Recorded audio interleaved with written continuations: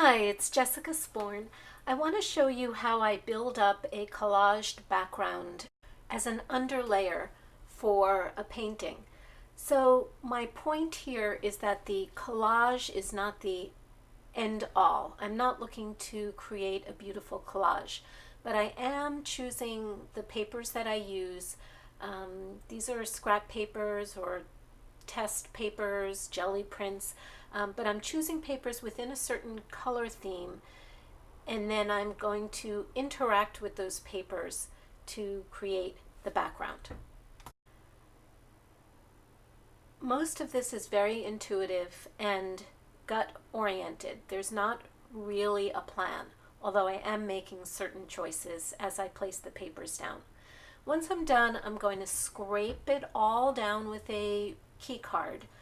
I want to make sure there's no pockets of matte medium lurking underneath my papers.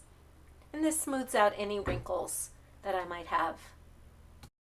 So now I'm going to interact with the collage. I'm using colors that are already present among the papers that I've used, and I like to think of this almost as an improvisational exercise. I come out of an acting background, and there's a great improvisation game called Yes and, where one person says something and the other person responds yes and kind of adds to that conversation. Because if you say no, you shut the whole improvisation down in its tracks.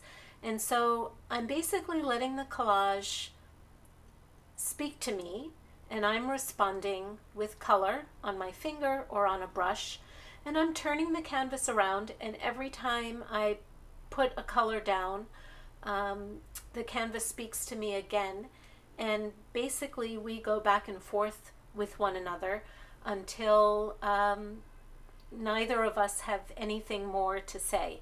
And this might sound a little crazy and out there, but I find that that really works for me.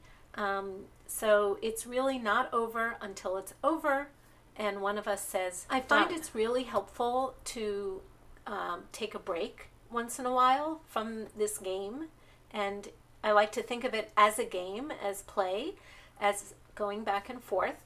It's nice, it's really good to step away and do something else. I actually like to listen to books on CD in my studio, and so when a CD ends, I have to stop and go and change the CD, and it's amazing that just that little brief break, I can come back and see the substrate with new eyes and think, oh, here, I want to come in here and add this little bit of color.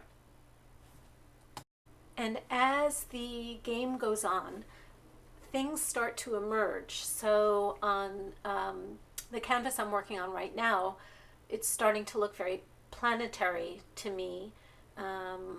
Also, that bullseye in the middle, I've been protecting it because I really like the way it looks. It almost looks like a centrifugal force.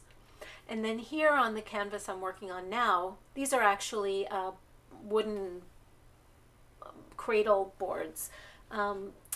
As I carve out areas that speak to me particularly, I'm beginning to see figures and wings, or kind of dragonflies, or maybe angels. As I go, I have my papers that I started off with next to me, all these bits and scraps, and if I feel like I've covered up too much or I run out of ideas, I always have the possibility to recollage on top of the paint. At this point, I'm going to bring in white paint to circle and accentuate different shapes or motifs in the work. I'm also interacting with the shapes that are there a little bit more with stripes and dots. And I keep turning the canvas around. Every time I turn it, I have a new perspective. And that is how I work with a collaged background and build it up for the layers to come. And in my next video, I'll show you what happened next with these two particular pieces. Thanks so much for watching. I look forward to interacting with you on my blog, on my Facebook page, or in the comments below.